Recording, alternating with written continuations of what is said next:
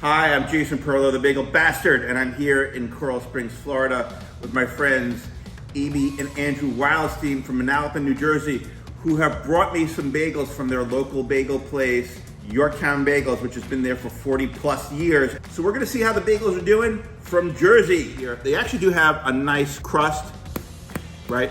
But these are the huge bagels. Like, I cannot get my hand around these. They're massive. Apparently the customers complained when they were too small, so the guy made them bigger. The texture actually does feel pretty good in terms of their overall, resistance. All right, so let's try these Jersey bagels. Neutral flavored. He uses plenty of salt in his dough. There's salt in it, for sure. It's not flavorless. These were purchased yesterday on the way to the airport, so they're a day old, not necessarily in the optimum level of freshness, but they're still pretty good. In fact, if you look at the crust char here, there is a ring. They're just huge. The dough was left to rise a long time. But look, these are at least as good as bagels and a whole lot more here in Coral Springs. I would say they were by far better than most of the bagels we've had in South Florida.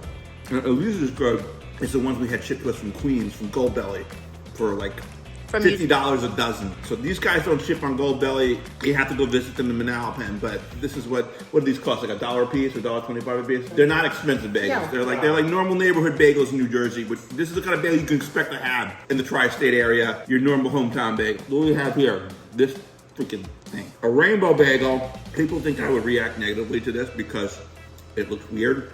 But it's just a regular plain bagel with food color. Okay, well here's the cinnamon raisin, which is Rachel's favorite. I freaking hate cinnamon raisin bagels. I think raisins are evil. They should be banished from the earth. I do say that the texture on this one is actually denser. Okay, one thing I do want to tell you here is there is no freaking hole on these.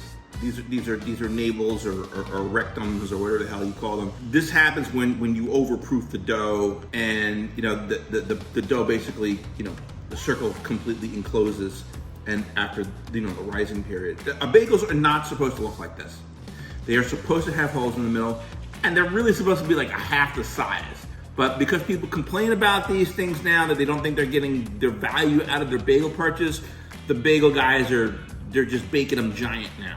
Just let you know, we want our dense bagels back. We want our smaller bagels back. Stop complaining about the price of bagels. So in closing, good, solid, hometown Jersey bagel joint. I wish we had more places like this in Florida. A mutated bagel, design that was inspired by Essa Bagel in Manhattan in the 1970s that caused the bagels to get gigantic, but it is not a sandwich bagel per se, in that the texture of this is for appetizing. In fact, it's coming from a store that only does appetizing. They do not do bagel sandwiches. The place looks like it's been through multiple wars.